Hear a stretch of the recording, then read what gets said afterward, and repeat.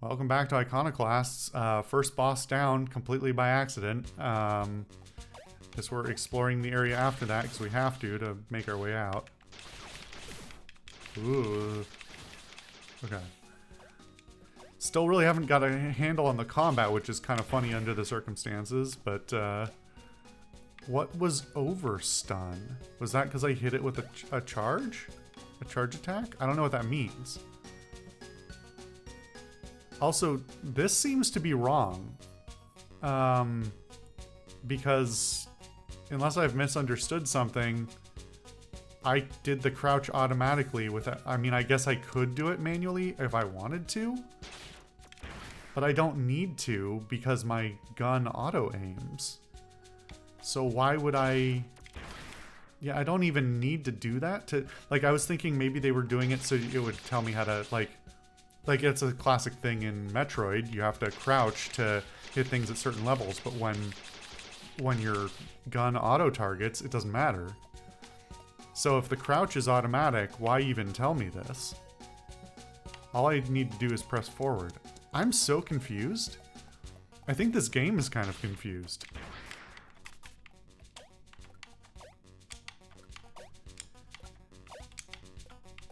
This jumping is very floaty. It's not bad, it feels correct. It's just...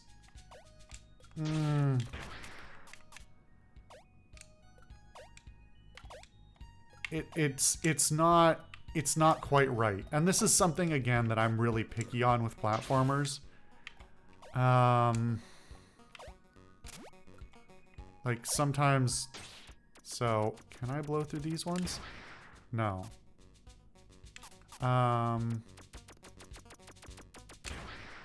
There's a lot of platformers, there's a lot of crappy platformers in the last 10 to 15 years. This is a different side of the reason I've avoided a lot of platformers. There's a lot of, interesting, it just disappears. There's a lot of crappy platformers, indie platformers especially, that are... Was this here the whole time? I just realized we're back in this room. There's a lot of indie platformers with really bad physics that feel terrible, and I've played a few of them on the channel, especially in my 52 and 52 series. Yeah. I don't know. This doesn't feel bad, but it does feel a little bit awkward. Okay, so that can also... I wish I understood the behavior, because I don't know if that just was hit them both because it was a really big blast, or if the shot bounced. The animation kind of looked like the shot bounced, but I don't know if that's the case or not. Anyway. Alright, again, we've got an unintuitive... Okay. Two problems here. I hate to rag on this game so much right away, because I actually think it's pretty good, but there's a lot of bad decisions being made here. One, this is a kind of unintuitive... this is kind of unintuitive menu. Instead of saying yes or no, and I recognize that they probably are just trying to not use words where they can avoid them, but there's already, like... Okay. There's a whole bunch of problems here. One, this doesn't say yes, no. Two, it does ask you the question, overwrite slot, but it is below the area where the confirmation is. Here, I can actually use my mouse for this. The text is here, which is not where you are intuitively looking, especially when there's this very active animation. So, if you actually, first, you're asking me in words whether I want to overwrite the slot. Okay, make that the thing that I'm visually focused on. Because if I'm not focused on here, then I don't know what this means. And my eye's already been drawn away from it. Second, either put this text box up here, or put this confirmation down here, because it needs to be in visual order. Going here, here, here, here is not intuitive. That's not how the human eye is going to flow normally. And last of all, why did you ask me in text, but you insist on doing this with animations? Oh, sorry, this is not the last thing, actually. You insisted on doing this with animations. Now, I agree that it is a much more pretty solution to do animations instead of a simple yes or no. It's lovely. It looks great. I love these animations. They look fantastic. But they are not the most intuitive thing. And then last of all, it defaults to yes. Never, ever, ever, ever, ever default to yes. Always default to the negative. Like, I can think of some very specific conditions for not something like this where it should default to yes, but no. If this is a destructive action, you do not default to yes. You default to no, because if somebody is just slamming their button through it, oops, I just overwrote my save and I didn't mean to. And now you can't undo it. So your confirmation was for nothing. This is the kind of reason why I harp on UI and UX design and why it is so important.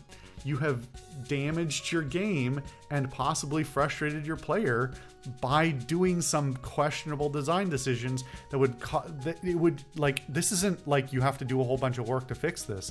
These are really minor changes where somebody could have just gone, oh, move this here, move that there, rework this idea or switch the defaults. These are not big changes to make, but somebody needs to be saying these things to developers.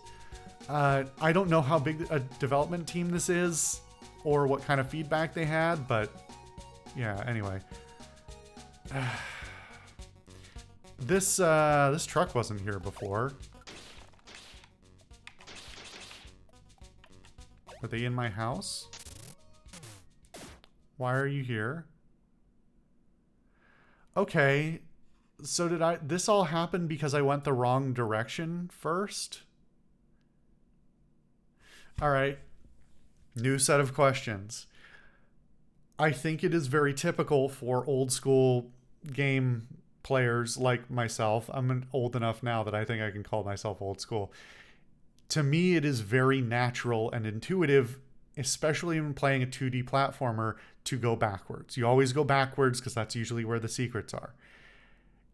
If instead what I'm about to discover is that actually that's where the main quest was, and by not going forward, I accidentally skipped all of the exploration and tutorial section, that's bad. Now, you could say, oh, well, for somebody who's less well-versed in the genre, they would have just continued to go to the right. Maybe, maybe not. Depends how well-versed they are. I mean, even the standard of you always go to the right is not as standard as it once used to be. So there's a chance new players might have just gone to the left. Regardless, I don't think it means you should miss an experience. So we'll find out. We may or may not find out whether I missed something. There might be people over there or dialogue that I don't ever get to see anymore because we went the wrong way. Anyway, all right, here's our characters we don't know and dialogue we don't have. Oh, yay, she's here. I am Agent Black, and this is my partner, Agent White. Now let's see here. Oh, now the dialogue's going by itself. Don't like that. I was reading that. Citizen file. Name Robin, age 17, status Soul House resident. I don't like this exposition, but okay. No assigned occupation. Daughter of Polra, mechanic for the concern, who died 2 months ago, leaving his daughter living alone. Or Polro, rather. Well, that's your backstory out of the way. Time to get a job, right? No. You don't get to dump exposition on me and then lampshade it like that. It's still exposition.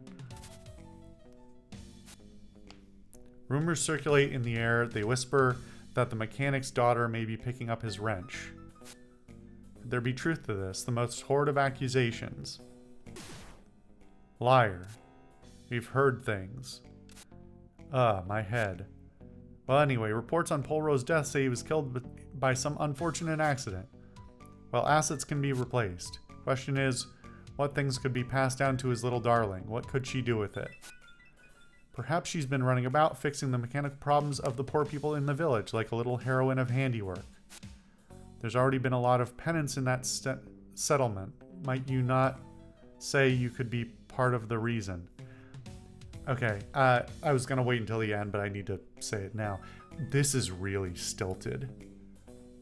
Like, it's not badly written, but it's weird. It's not how anyone would talk, even in like an extremely stylistic fashion.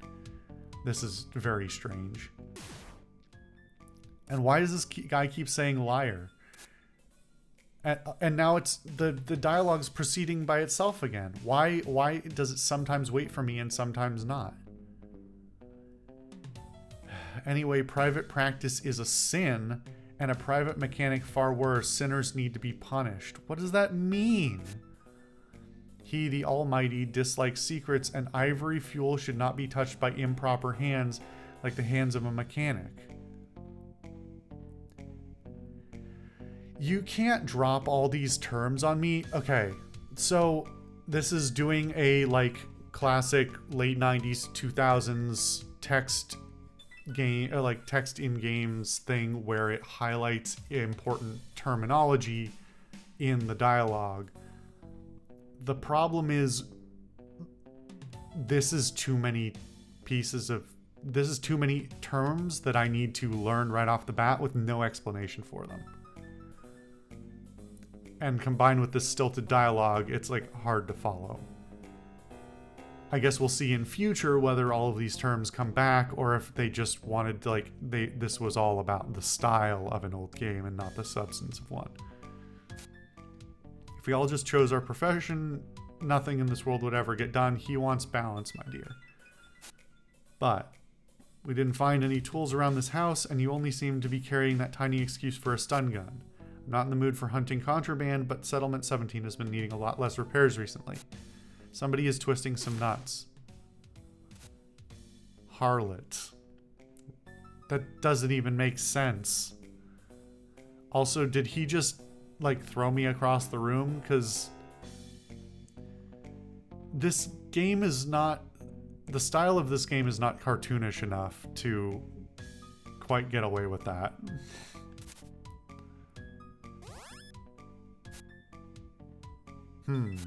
Something bigger has come up. He's been spotted. Let's go, White.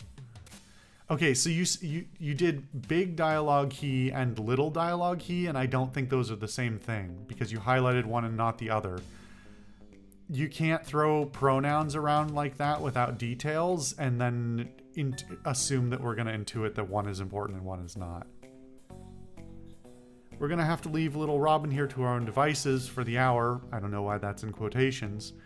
Other than, you know, the implication that it's a, you know, it's like an allusion to something else.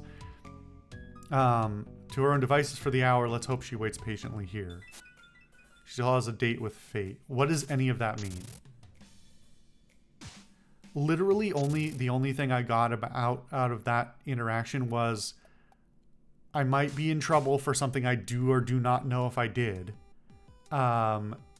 And that there is there are goons and some sort of greater menace that I'm gonna have to deal with. All of which I intuited or assumed previously based purely on, I intuited based on context clues from this being a platformer with a gun. It was just bound to happen. Also, this is way too late for... Well, was it relevant before this? I mean, I learned it myself in the last one, but I think it should have been learned before this. I keep trying to press A to interact with things because there's no reason it should be down.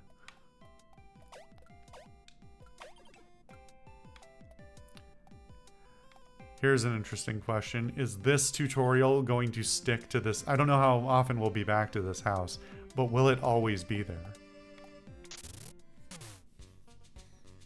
Also, the game has still not told me how to switch weapons. And in fact, I can't switch. Oh, B is, what did B do before? Nothing?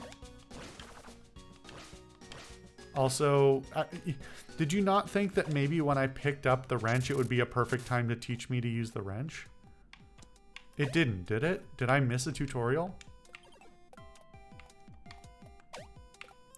No, there's nothing here. Also, hold on. Is this a... That looks like another...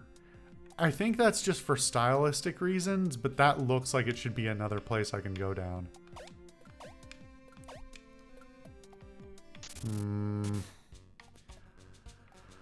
Okay.